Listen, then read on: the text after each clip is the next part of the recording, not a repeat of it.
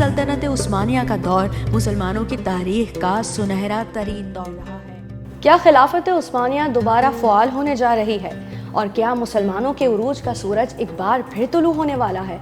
इस हवाले से इलेक्ट्रॉनिक, प्रिंट और सोशल मीडिया पर मुख्तलिफ तबसरे किए जा रहे हैं, लेकिन ये अचानक खिलाफत उस्मानिया की फ़आली के चर्चे क्यों शुरू हो गए हैं? क्या वाकई ऐसा होने जा रहा है? दरअसल इसकी एक वजह है। पहली जंग अजीम के बाद सन 1923 में इत्तेहादियों और खिलाफत उस्मानिया के दरमियान एक मुआहदा तय पाया था जिसे मुआहदा लौज़ान कहते हैं। क्योंकि ये मुआहदा स्विट्ज़रलैंड के शहर लौज़ान में तय पाया था, इसीलिए तारीख में इसी नाम से याद रखा गया। अगले साल यानी सन 2023 में इस मुआहदे को 100 साल मुकम्मल होने जा रहे हैं और इसी वजह से इलेक्ट्रॉनिक, प्रिंट और सोशल मीडिया पर मुख्तलिफ तबसरे होते दिखाई दे रहे हैं। लेकिन आखिर ये मुआहदा क्यों किया गया था? दरअसल हुआ कुछ यूं कि सन 1914 से 1918 तक जारी रहने वाली पहली जंग अजीम में इत्तेहादी, जिनमें रोमन एम्पायर, बरतानिया, फ्रांस और सर्बिया शामिल थे, जर्मनी, हंगरी, ऑस्ट्रिया और खिलाफत उस्मानिया के खिलाफ चढ़ दौड़े। दो ग्रुप्स के दरमियान होने वाली इस आलमी जंग में ऑटोमन्स यानी उस्मानियों को शिकस्त उठानी पड़ी और वो अपने इत्तेहादियों समेत हार गए। अब हुआ कुछ यूं कि जीतने वाले ग्रुप ने हारने वाले ममालिक के इलाकों को आपस में तकसीम कर लिया। इत्तेहादी ममालिक बरतानिया, फ्रांस और दीगर ने जर्मनी, हंगरी, ऑस्ट्रिया के रकबों पर कब्जा कर लिया। अनातोलिया यानी मौजूदा तुर्की के कई इलाकों पर यूनानी कब्जा करते चले गए। इत्तेहादियों ने न सिर्फ इन रकबों पर कब्जा किया बल्कि सख्त पाबंदियां भी लगाईं, जिनमें से एक पाबंदी के तहत उस्मानियों की फौज तकरीबन खत्म कर दी गई।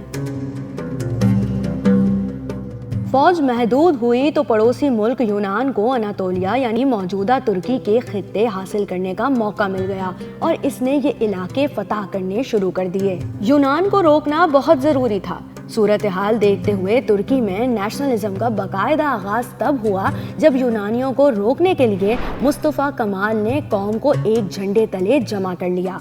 मुस्तफ़ा कमाल एक फ़ौजी अफसर, मॉडर्न तुर्की के बानी और पहले प्रेसिडेंट थे। इस वक्त इनकी ये तरतीब काम कर गई और 1921 में तुर्कों ने यूनानियों को मुल्क से मार भगाया। मुस्तफ़ा कमाल ने 3 मार्च 1924 कानून साजी के जरिए खिलाफत और खलीफा के तमाम सियासी इख्तियारात खत्म कर दिए। इसे बाज़ मौर्रिखीन ने डिक्टेटरशिप का आगाज कहकर याद किया और इसीलिए कमाल अतातुर्क के हवाले से राय भी तकसीम देखी गई। इनकी जिंदगी का एक दस्तखत खिलाफत की फ़आली में रुकावट बन गया। इस तरह खिलाफत उस्मानिया का इख्तिताम हुआ और खलीफा का टाइटल खत्म कर दिया गया। अतातुर्क के मुखालिफिन इन्हें वेस्टर्न पपेट मानते रहे और उनकी बड़ी तादाद आज भी मौजूद है। यूनानियों की शिकस्त ने बरतानिया और उसके इत्तेहादियों को अलर्ट कर दिया। ये ग्रुप चाहता था कि कुछ शराइत के जरिए तुर्की को पाबंद किया जा सके, जिसके लिए किसी मुआहदे का नाफिजुल अमल होना ज़रूरी था और यूं मुआहदा लौज़ान तैयार किया गया। अब देखते हैं कि इस मुआहदे के तहत आखिर हुआ क्या। ऑटोमन्स की रियासतें इत्तेहादियों के पास चली गईं। मनसब खिलाफत खत्म हुआ और खलीफा को उनके अहले खाना के साथ मुल्क बदर कर दिया गया। मुआहदे के तहत तुर्की को पाबंद किया गया कि वो पेट्रोल के लिए ना अपनी सरजमीन पर और ना ही कहीं और ड्रिलिंग कर सकेगा और इसे ज़रूरत का सारा पेट्रोल इंपोर्ट करना होगा। यही नहीं बल्कि तिजारत में इंतहाई अहम मानी जाने वाली बहरी गुजरगाह बॉस्फोरस, जिसके जरिए आज तकरीबन सालाना 45,000 जहाज गुजरते हैं, इसे आलमी समंदर बना दिया गया। यूं तुर्की को पाबंद किया गया कि वो गुजरने वाले जहाज़ों से टैक्स लेने का रवादार नहीं होगा।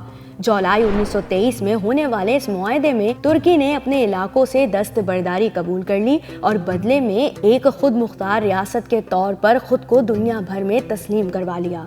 अब बहुत से लोग ये सोच रहे हैं कि अगर ये मुआहदा ख़त्म होता है तो वो इलाके जिनसे तुर्की माजी में दस्तबरदार हुआ था, जिनमें उर्दन, लबनान, इराक वगैरह शामिल हैं, क्या इन पर एक बार फिर तुर्की की हुक्मरानी होगी? موجودہ حکمران یعنی صدر طیب اردوان کے پاس یہ اختیار بھی ہوگا کہ وہ منصب خلافت بحال کر سکیں اور مسلمانوں کو ایک بار پھر رہنما ملے گا۔ لیکن سب سے بڑا سوالیہ نشان یہ ہے کہ کیا معاہدہ لوزان میں مدت ختم ہونے کے حوالے سے لکھا بھی گیا ہے؟ آپ کو بتائیں کہ 100 سال قبل ہونے والے اس معاہدے میں کسی بھی جگہ ایکسپائری ڈیٹ نہیں لکھی گئی۔ ویسے تو دنیا کا ہر معاہدہ عالمی قانون کے مطابق 100 سال بعد آٹومیٹکلی ختم ہو جاتا ہے، اسی طرح یہ معاہدہ بھی ختم ہو رہا ہے۔ دلچسپ بات یہ ہے کہ اس معاہدے پر ترکی، برطانیہ، اٹلی، فرانس، یونان، رومانیہ، بلغاریہ، بیلجیم اور دیگر کے نمائندوں نے دستخط کیے، لیکن کسی بھی فریق نے اس معاہدے کو ختم کرنے کے لیے آج تک رجوع نہیں کیا۔ جہاں تک خلافت عثمانیہ کی فعالی کی بات ہے تو تاریخ پر نظر رکھنے والے اسے خواب سے زیادہ اہمیت نہیں دے رہے۔ ہسٹورینز کا خیال ہے کہ ماڈرن ترکی میں نظام خلافت کو جگہ ملنا اب انتہائی مشکل ہے۔ البتہ طیب اردوان کا اپنے اسٹیٹمنٹس میں بار بار لفظ نیو ترکی کا استعمال کرنا ان کے سپورٹرز، الائز اور مخالفین کو یہ تاثر دے رہا ہے جیسے وہ اوٹومنز کا دور دوبارہ بحال کرنا چاہتے ہیں۔